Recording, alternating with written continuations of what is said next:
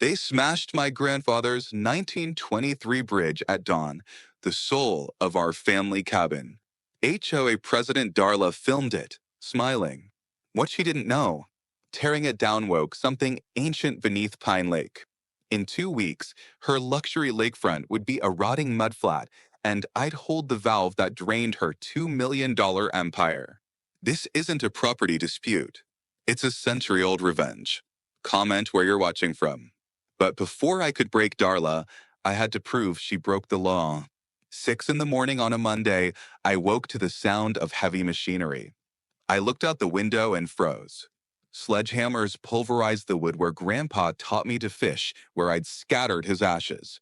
Each crack wasn't just breaking history, it was erasing my future with my kids. And right there, filming it like some low-budget reality show, stood Darla Hensley, our HOA president, acting like she was saving the neighborhood. She called it community safety. I called it war.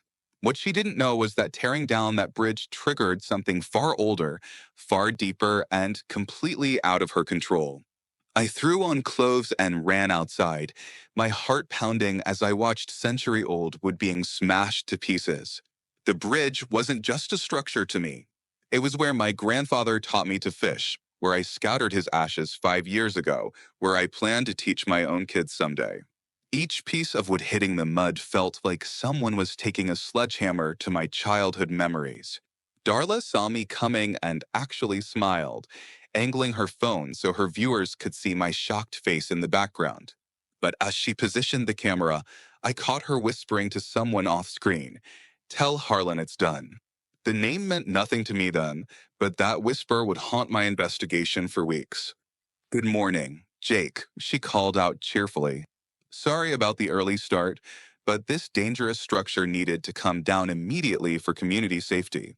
I demanded to see the paperwork, the permits, any kind of authorization for this destruction." Her smile got even wider as she told her phone audience, "Some people just don't understand that community standards apply to everyone, even when it's inconvenient." She refused to show me any documents, claiming there had been an emergency HO vote the night before to authorize the demolition. The problem was, I never received any notice about an emergency meeting. I've lived in this community for 6 years since inheriting the cabin, and I've never missed an HOA meeting. I pay my dues on time, follow all the rules, and keep my property immaculate. But somehow, magically, there was an emergency vote about my bridge, and I wasn't invited. When I pointed this out, Darla just shrugged and said, "Well, maybe you should check your mail more carefully next time." The workers kept swinging their hammers while she kept filming, narrating the destruction like it was some kind of public service announcement. Unfortunately, some residents think sentiment should override safety regulations, but that's not how responsible communities work, she told her camera. The irony was incredible. This woman was talking about responsibility while literally destroying a piece of local history without proper legal authority. But I kept my cool because I knew getting angry on her live stream would only make me look like the problem. By the time I managed to get the police out there, the bridge was already completely destroyed. The officer was sympathetic, but explained that this appeared to be a civil HOA matter, not a criminal issue. "Unless you can prove they didn't have authority," he said, "there's not much we can do about a property dispute." I watched helplessly as the last pieces of my grandfather's handiwork were loaded into a dumpster like ordinary trash. Darla wrapped up her live stream with a satisfied smile, telling her viewers sometimes being a community leader means making tough decisions, but Pine Lake is safer today because of our decisive action. She actually used the word decisive like she was some kind of military commander instead of an unemployed insurance adjuster who got elected HOA president because nobody else wanted the job. As her car disappeared down the street, I stood alone next to the pile of broken wood and rusted nails that used to be my family's bridge. The workers had left without cleaning up properly, leaving debris scattered across my property and into the lake. But as I looked at the mess, something clicked in my mind. Darla thought she was so smart and powerful with her little live stream audience and her HOA authority. She had no idea what she'd just awakened. I walked back into the cabin and pulled out my grandfather's old surveying maps, the ones I had found in the garage after his funeral. The clerk at the county office confirmed what I already suspected when I drove there the next morning. The bridge was built in 1923 with full permits, and as a grandfathered structure, it had every right to exist. Darla's emergency vote was completely invalid because proper notice wasn't given to all homeowners, which made the demolition illegal. Problem was lawyers cost $500 an hour and my bridge was already gone. I could file lawsuits and spend the next 2 years in court, but that wouldn't bring back my grandfather's work or stop Darla from finding new ways to harass me. The clerk said the demolition was illegal, but lawsuits wouldn't bring back Grandpa's bridge. Then I remembered, his maps weren't just surveys, they were blueprints to control the lake itself. That afternoon, I spent hours in my garage going through boxes of my grandfather's belongings that I'd never properly sorted. Most of it was old surveying equipment, faded maps, and handwritten notes about water flow patterns around Pine Lake. I remembered him mentioning something about water management when I was a kid, but I'd never paid much attention. Now studying his careful drawings and measurements, I started to understand that my grandfather hadn't just been a surveyor. He had been involved in designing the original water system that fed the lake. His notes mentioned an old control structure somewhere in the woods behind my property, built during the 1940s to manage seasonal flooding. According to his maps, this structure controlled most of the water flow that kept Pine Lake at its current level. Following my grandfather's hand-drawn directions, I hiked 20 minutes through thick woods until I found what I was looking for. Hidden under decades of vine growth was a concrete building about the size of a large shed. The heavy metal door squeaked on rusted hinges as I pushed it open, and I had to use my phone's flashlight to see inside the musty chamber. Standing in the dim light filtering through broken vents, I could almost hear my grandfather's voice echoing in the concrete walls. Water's like people, boy, he'd said in his gravelly voice when I was 8 years old, sitting on his lap at the kitchen table. It always finds the easiest path, but sometimes you need to show it a better way to go. In that forgotten chamber, surrounded by the quiet genius of my grandfather's design, I felt his legacy press against the walls. Inside the structure, covered in rust, but still functional, was a massive wheel valve that looked like something from an old submarine. My grandfather's notes explained that this valve controlled the main feed pipe that diverted water from the natural creek system into Pine Lake. The wheel was enormous, nearly 3 feet in diameter with deep grooves worn smooth by decades of his hands turning it to manage seasonal water flow. I could picture him here during spring floods and summer droughts, carefully adjusting the flow to keep the lake at optimal levels for the families who depended on it for their livelihoods and recreation. A quarter turn of the wheel slowed the creek to a trickle within minutes. When I tested it, I could actually see the water level in the creek drop noticeably, and I felt a surge of connection to the man who had taught me that knowledge and preparation were more powerful than any authority or wealth. While I was discovering my hidden weapon, Darla was escalating her attack. She posted another live stream that evening, standing next to the debris pile on my property with the setting sun creating dramatic shadows behind her. Day 2 of our problem neighbor ignoring the community cleanup order, she announced to her phone with theatrical indignation. Law-abiding residents shouldn't have to look at this eyesore indefinitely, and they definitely shouldn't have to tolerate someone who thinks rules don't apply to them. The next morning, I found a violation notice taped to my front door, demanding I remove all illegal bridge debris within 48 hours or face a $200 per day fine. The notice was printed on official HOA letterhead and signed with Darla's dramatic flourish, complete with underlined words for emphasis. She was trying to force me to clean up the mess her illegal demolition had created, essentially making me pay for my own property's destruction while she portrayed herself as the reasonable authority figure trying to maintain community standards. That evening, I had an unexpected visitor. An older man approached my cabin just as I was finishing dinner, introducing himself as Wendell Bragg, with a firm handshake and kind eyes that reminded me of my grandfather. "I've lived here 20 years," he said, settling into the porch chair I offered. "And I used to be on the HOA board before things got complicated." He explained that he'd been forced to resign his position 6 months ago after questioning some of Darla's increasingly aggressive decisions and demanding to see financial records that she claimed were confidential board business. She didn't come up with the bridge idea herself, he told me quietly, glancing around to make sure we weren't being overheard. "There's a rich guy in an expensive silver car who visits her every week. He gives the orders. She follows them like a trained dog." Wendell described a pattern I found deeply disturbing. Over the past 2 years, three other longtime residents had been systematically harassed by the HOA until they sold their properties and moved away in frustration and financial distress. Each time, the same expensive car appeared in Darla's driveway during the harassment campaigns, and each time the targeted families received generous cash offers just when the pressure became unbearable. The next evening, I positioned myself where I could observe Darla's house without being seen using binoculars from my grandfather's old surveying kit. Sure enough, at 7:30 sharp, a silver BMW pulled into her driveway like clockwork. For 90 minutes, I watched through the lenses as a well-dressed man in an expensive suit gestured and pointed, while Darla nodded enthusiastically like an employee receiving detailed instructions from her boss. The body language was unmistakable. This wasn't a friendly neighbor visit or a casual social call. This was a superior giving specific orders to a subordinate who was eager to please and prove her worth.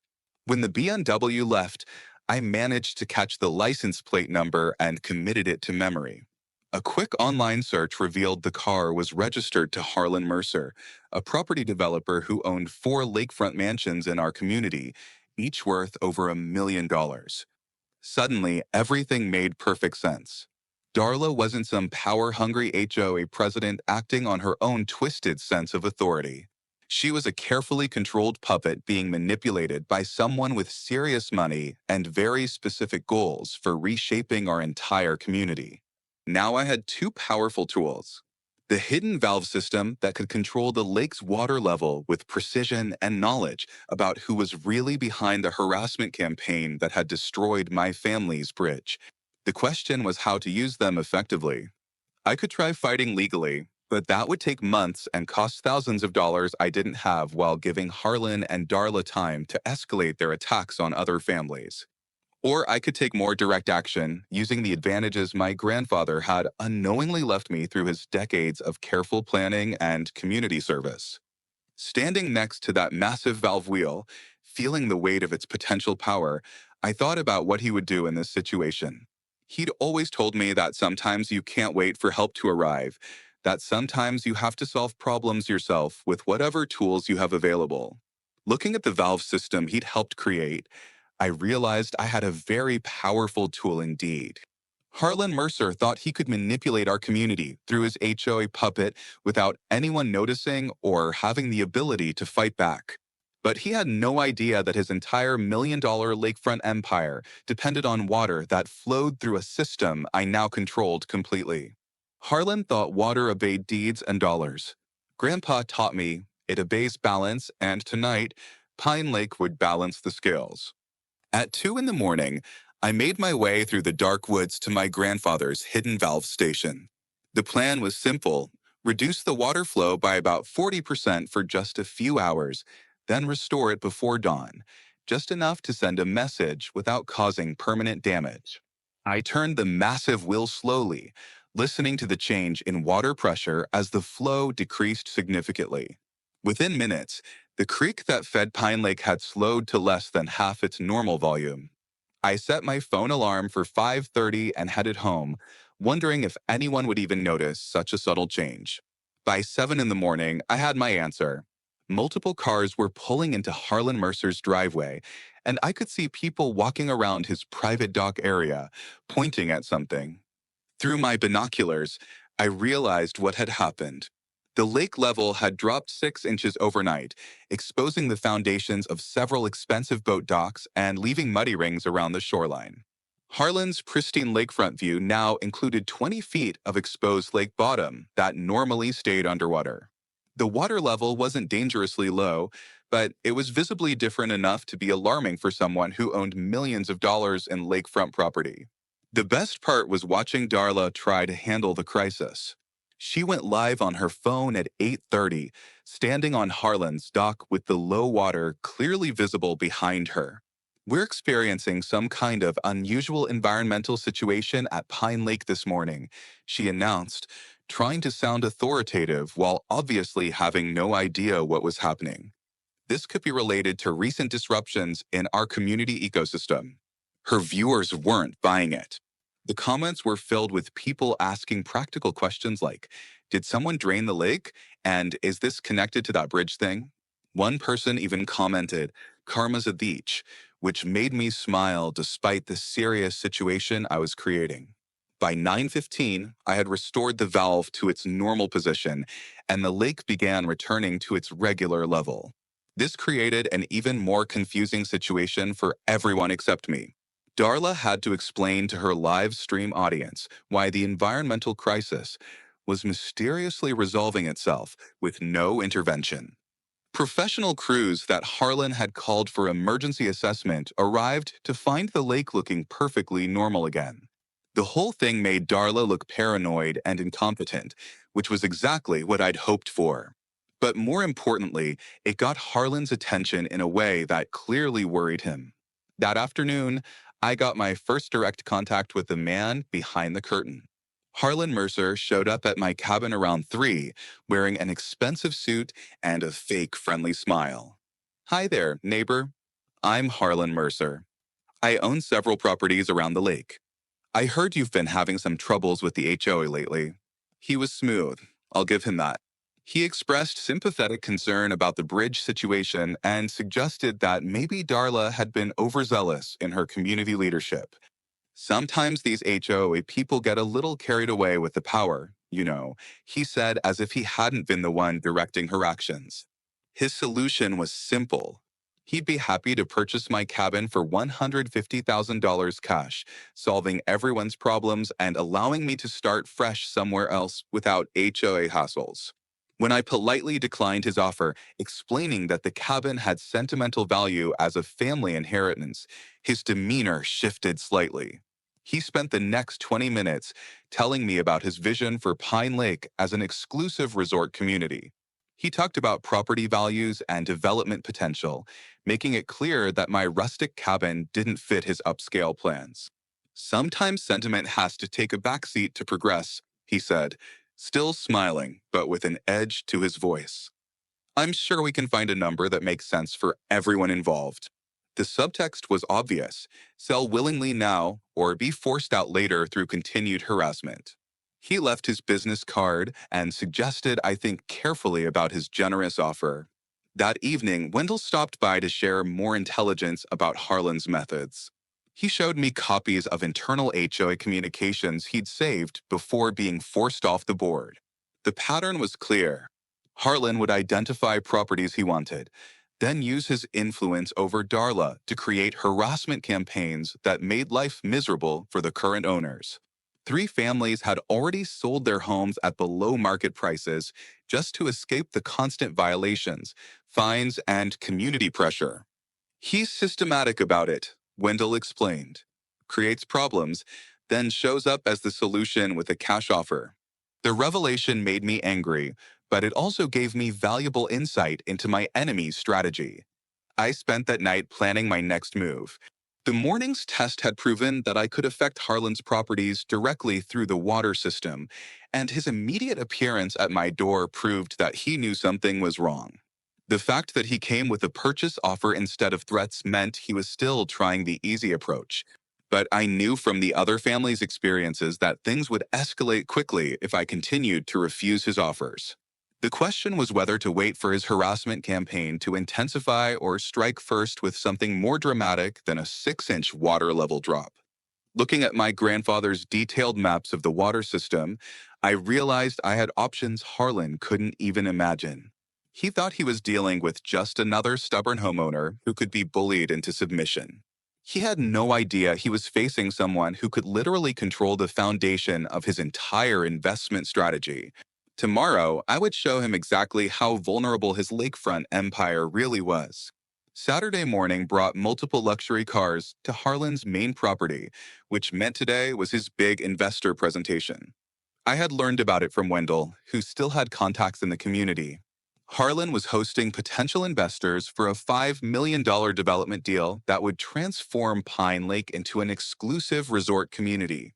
The presentation included a catered lunch by the lakefront, yacht tours of the property, and detailed plans showing how much profit could be made from maximizing the area's potential. It was the perfect day to demonstrate exactly how fragile his lakefront paradise really was. At 10 in the morning, just as Harlan was welcoming his investors with champagne and panoramic lake views, I made my way to the valve station. This time, I wasn't planning a subtle test.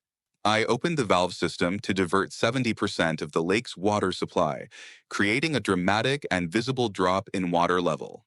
From my position in the woods, I could see the investor group admiring the pristine lakefront setting, while Harlan gestured enthusiastically about property values and scenic beauty. They had no idea that the beautiful lake they were evaluating was about to become significantly less impressive over the next few hours. By 11:30, the changes were becoming obvious to anyone paying attention. The boat dock was starting to look unstable as its support posts became more exposed. Harlan's expensive yacht, which had been floating majestically in the background of his presentation, was beginning to sit awkwardly low as the water level dropped. I could see people pointing and talking, but Harlan kept trying to redirect their attention to his development plans and financial projections. He was working overtime to keep his investors focused on paperwork instead of the increasingly problematic view behind them. At noon, disaster struck in full view of everyone. The catered lunch was being served on Harlan's lakefront terrace when his yacht suddenly lurched sideways and settled into the mud with an expensive grinding sound. The lake level had dropped 18 inches, transforming the elegant lakefront setting into an awkward scene of exposed mudflats and stranded watercraft. The investors immediately started asking questions about environmental issues, water rights, and whether this was normal for the area. Harlan tried desperately to explain it as a temporary environmental fluctuation that would resolve itself soon, but his credibility was evaporating along with his lake water. The situation got worse when Darla showed up to live stream the environmental crisis happening during Harlan's presentation. She positioned herself where her phone camera captured both the muddy disaster and confused investors in the background.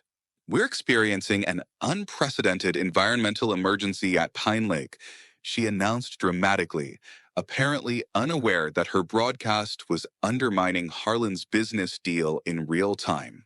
The comments on her stream were brutal. Karma coming for the HOA queen, and maybe stop messing with people's property. One viewer even posted, "This looks like justice to me," which perfectly captured what I was hoping people would think. By 2 in the afternoon, the investors were making polite excuses and heading for their cars.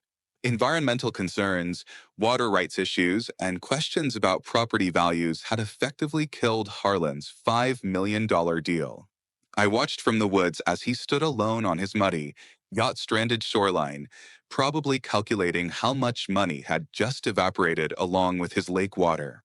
The beautiful lakefront paradise he'd been selling was now an expensive mudflat that smelled like rotting vegetation and broken dreams. His $1 million view had become $1 million liability in the space of 4 hours. That evening, as the investor cars disappeared and Darla's live stream descended into confused rambling about environmental disasters, I quietly restored the water flow to normal levels. By morning, the lake would be back to its usual depth, making the whole incident seem even more mysterious and troubling for anyone trying to understand what had happened. Harlan would have no way to prove that the water loss was artificial and no way to guarantee his investors that it wouldn't happen again. I had effectively demonstrated that his entire lakefront empire was built on a foundation he didn't understand and couldn't control. Later that night, Harlan confronted me as I was checking my mailbox. Gone was the fake, friendly demeanor from our first meeting. "I know it was you," he said quietly, his voice full of barely controlled anger. "I don't know how you did it, but I know you're responsible for what happened today." I just smiled and suggested that maybe he should look into environmental causes for the lake's fluctuation. "After all," I said, "climate change affects water systems in unpredictable ways these days." What he didn't know was that my phone was recording our entire conversation, including his implicit admission that he suspected me of sabotage. Harlan's text flashed later that night: "Stop this, or I bury you in fines." I replied, "The lake wasn't thirsty. It was vomiting your greed." Harlan's retaliation came fast and brutal. By Monday morning, I was hit with 3 different lawsuits filed simultaneously: one for property damage, one for environmental sabotage, and one claiming I was mentally unstable and dangerous to the community. A private investigator started following me everywhere, taking photos of my daily activities and trying to find evidence of wrongdoing. Darla organized emergency community meetings about safety concerns regarding my behavior, painting me as an unhinged neighbor who posed a threat to everyone's property values. Building inspectors, noise complaint officers, and environmental officials showed up at my cabin almost daily with clipboards and official-looking paperwork. Darla's social media campaign against me reached new levels of intensity. She created a group called Pine Lake Safety Alert where she posted daily updates about my supposed dangerous behavior. She went live 4 times a day broadcasting from different locations around the lake while discussing how problem residents could destroy entire communities if left unchecked.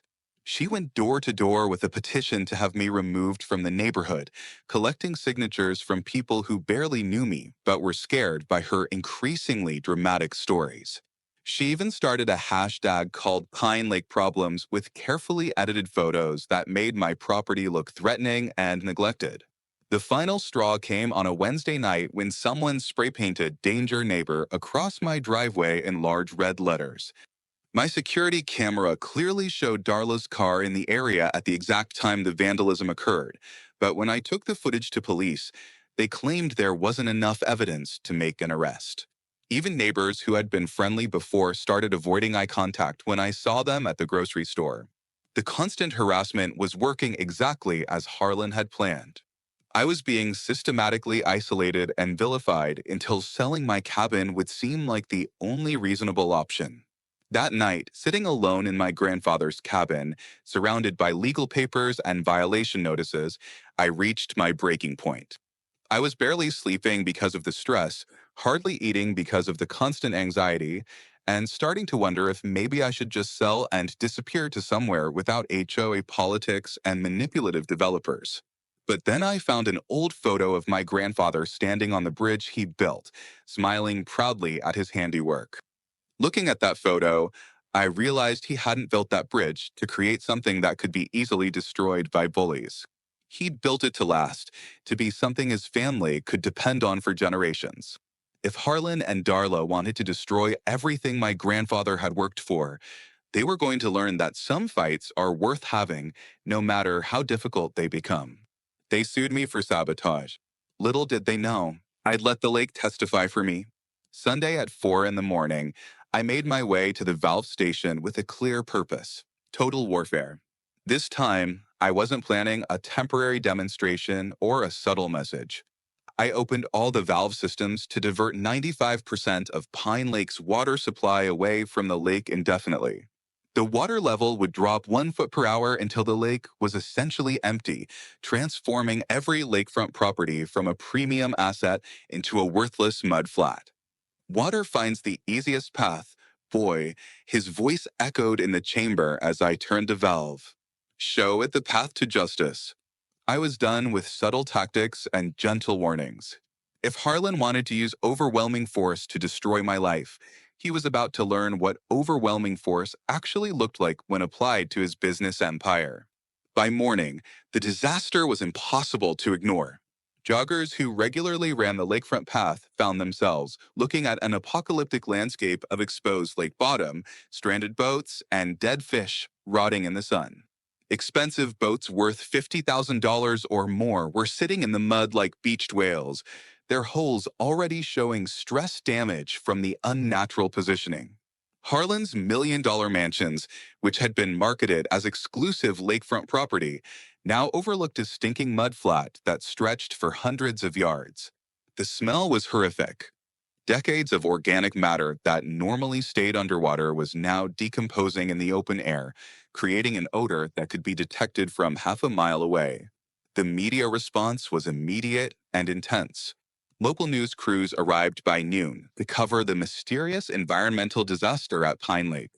Helicopter footage of the completely drained lake went viral within hours, with environmental experts appearing on cable news to discuss possible causes for such a dramatic and sudden change. Scientists were baffled because there was no obvious explanation for the lake's disappearance. No drought, no pipeline breaks, no industrial accidents that could account for such massive water loss. The story became a national mystery that brought even more attention to Pine Lake and its suddenly worthless lakefront properties. The community's reaction was exactly what I'd hoped for: panic, blame, and complete chaos. Property owners watched their equity disappear in real time as potential buyers canceled viewing appointments and real estate agents stopped returning phone calls. Lake-dependent businesses like restaurants and boat rentals were forced to close immediately, creating a cascade of economic problems throughout the area. An emergency county meeting drew over 300 angry residents demanding answers and action, but nobody could provide either because nobody understood what was actually happening. Darla's live streams from beside the muddy wasteland were filled with viewers commenting karma and laughing emojis, destroying what remained of her credibility as a community leader. Harlan's response was pure desperation. He called every government agency he could think of, demanding emergency environmental investigations and immediate water restoration. He hired a crisis public relations firm to control the narrative and minimize damage to his reputation, but it's hard to spin away a completely empty lake when your business depends on waterfront views. He pushed for an FBI investigation into environmental terrorism, apparently hoping that federal resources might succeed where local authorities had failed. But most tellingly, he also came to my cabin for another private meeting, this time dropping the friendly pretense entirely and making it clear that he knew I was responsible for his disaster. The FBI did interview me about potential environmental sabotage, but I came prepared with complete documentation of my family's historical water rights dating back to 1898. I showed them my grandfather's original surveys, the legal basis for our water usage, and explained that I was actually restoring the natural water flow that had been artificially altered by illegal modifications over the years.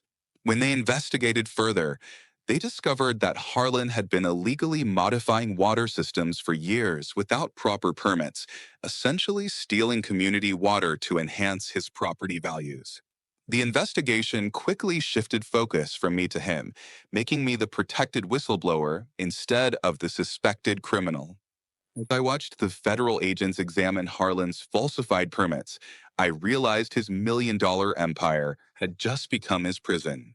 The community meeting that changed everything happened on a Thursday evening in the town hall, with over 200 residents packed into a space designed for half that many people. Wendell had spent weeks gathering evidence, and tonight he was finally ready to present the truth about what had been happening in Pine Lake. As he took the podium with a box full of documents, you could feel the tension in the room. People were angry, confused, and desperate for answers about why their community had been torn apart by lawsuits, harassment campaigns, and mysterious environmental disasters. Wendell started with the simple truth. Harlan Mercer has been stealing community water for years to artificially enhance his property values. He showed bank records proving that Harlan had been paying Darla for her HOA cooperation in harassing specific homeowners. He revealed secret development plans that showed Harlan's real goal was to force out longtime residents so he could buy their properties cheaply and transform Pine Lake into an exclusive resort. The room erupted when Wendell read emails between Harlan and Darla discussing how to create problems for families who refused to sell their homes willingly. Mrs. Patterson threw her eviction notice on stage. You called my roses weeds, while Harlan paved gardens for his pools. The crowd roared. The revelation hit the community like a tsunami. Mrs. Patterson, an elderly woman who'd been forced to sell her family home last year after months of HOA harassment, stood up in tears. I thought I was a bad neighbor, she said. I thought I'd done something wrong to deserve all those violations and fines. One by one, other victims came forward with their stories.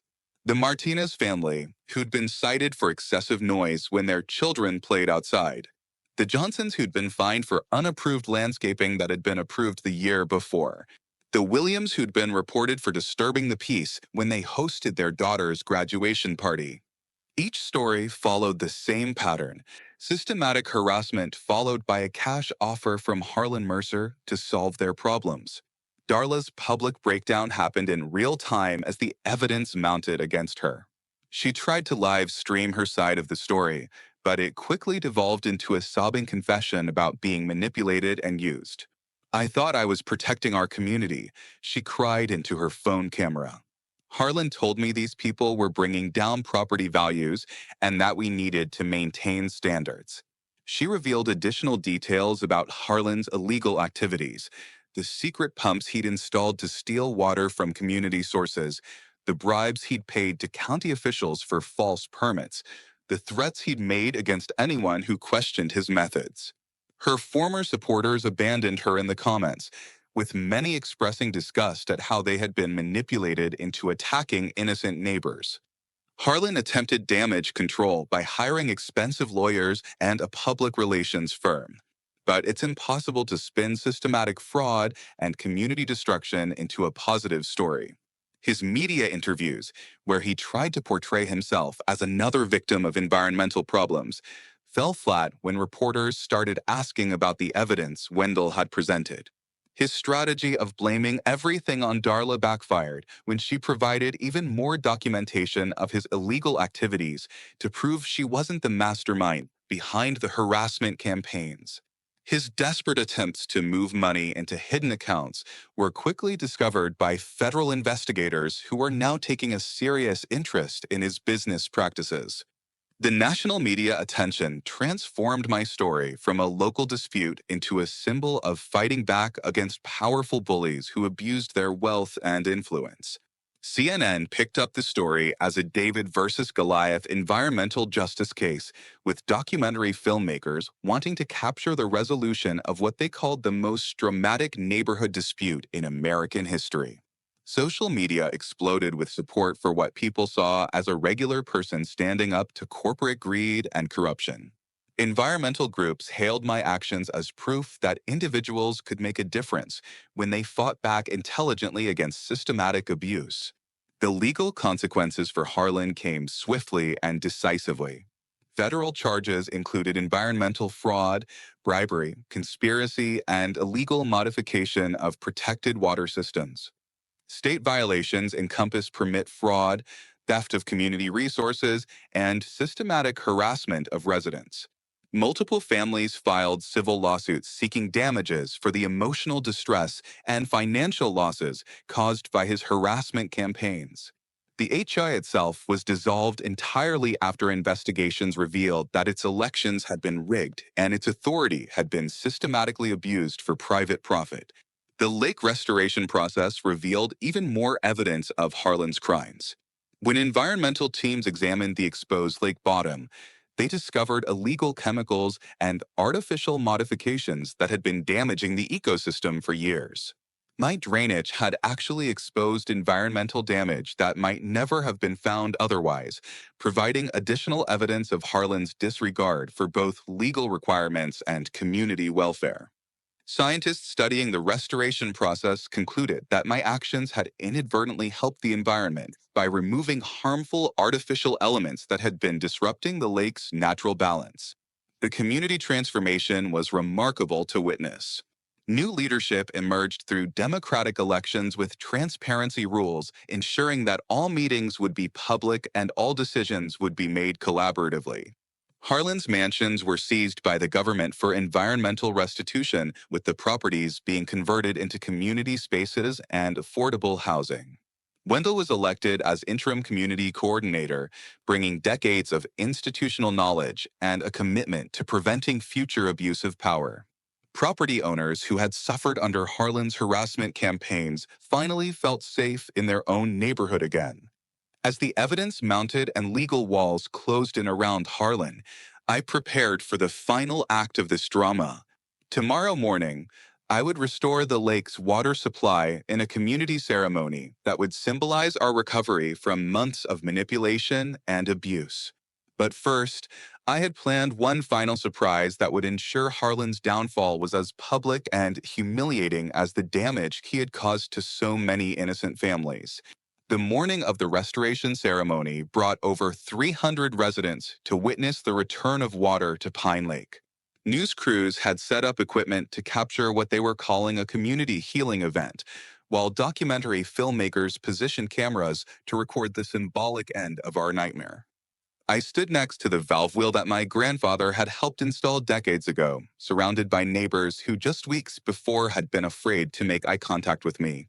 The atmosphere was electric with anticipation and the promise of justice finally being served.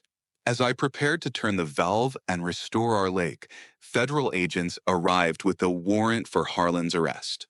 The timing was perfect.